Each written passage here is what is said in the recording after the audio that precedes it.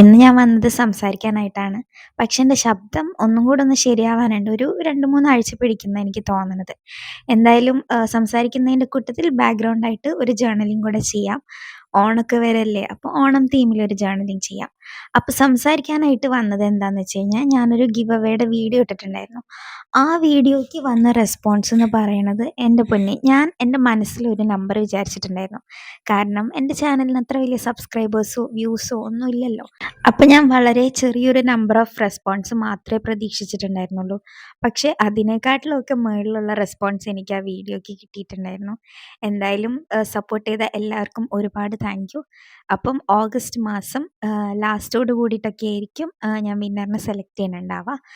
വിന്നറിനെ select ചെയ്തതിന് ശേഷം അവരുടെ അഡ്രസ്സ് കളക്ട് ചെയ്തിട്ട് ആ ഒരു പാക്കേജ് നിങ്ങളുടെ അടുത്ത് എത്താനുള്ളൊരു സാവകാശം കൂടെ വേണം ട്ടോ.